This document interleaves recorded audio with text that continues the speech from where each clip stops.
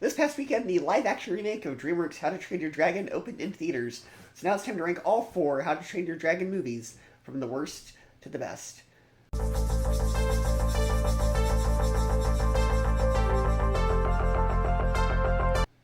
And in last place is the live-action remake of How to Train Your Dragon. Now, this is a movie that I'm very much of two minds on.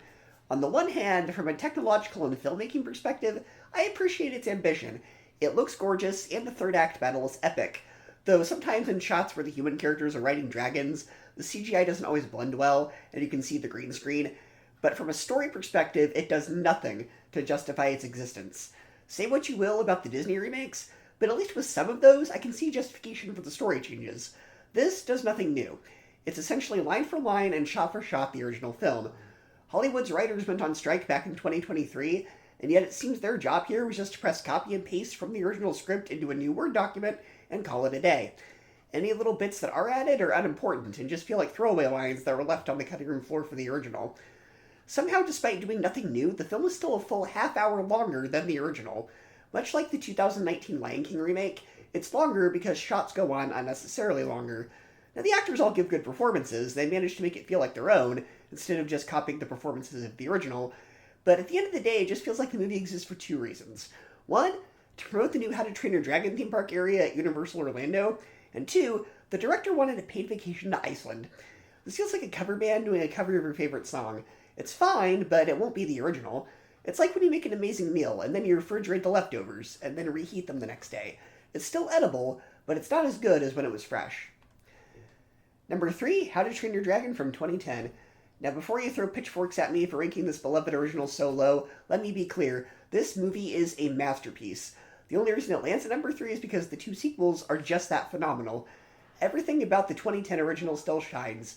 The animation, particularly for its time, is gorgeous. The score by John Powell is one of the most iconic in modern animation. It elevates every flight sequence into something soaring and unforgettable. The story of Hickey and Toothless forming a bond against a cultural divide is universal and emotionally rich. And the supporting characters, while broad, are endlessly charming. Yes, the structure follows a familiar outsider proves himself arc, but it's executed with heart and sincerity. It felt fresh then, and it still holds up now. It introduced us to a world we didn't know we needed. A world of dragons, flying, family, and finding your place. And it did so with extraordinary grace. Number 2, How to Train Your Dragon: The Hidden World. This was the perfect way to close out the trilogy. The Hidden World hits an emotional crescendo that ties together Hickey and Toothless' journey with genuine poignancy. It's a movie about growing up, about letting go of childhood attachments in order to become who you're meant to be, and delivers on that theme in such a moving, powerful way. The animation is once again spectacular, particularly the sequences in the actual Hidden World, which are jaw-droppingly beautiful. Toothless' courtship dance with Delight Fury is equal parts adorable and visually stunning, and the film maintains a quiet maturity throughout. If there's one thing holding it back, it's the villain. Grimmel is fine, he's competent, he's threatening, but he feels like a remix of the villain from the second movie without much new to say. He's serviceable, not standout, and that's why this film doesn't quite top the list. Still, as finales go, The Hidden World earns its place. You'll be tearing up by the end. And number 1 is How to Train Your Dragon 2. This is how you do a sequel. You take everything that worked in the original and you expand it. Deeper themes, higher stakes, and more emotional weight. It walks the fine line of feeling epic without losing the heart that made the first film so special. Yes, it follows the familiar DreamWorks second film equals Meet the Parents template that they did in Shrek 2, Madagascar 2, and Kung Fu Panda 2, but it uses that setup to push Hiccup's growth to the next level. In the first movie, he mends his relationship with his dad.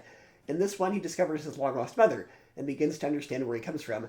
That emotional reunion is beautifully written and wonderfully acted. But the real kicker is how the film handles grief and responsibility.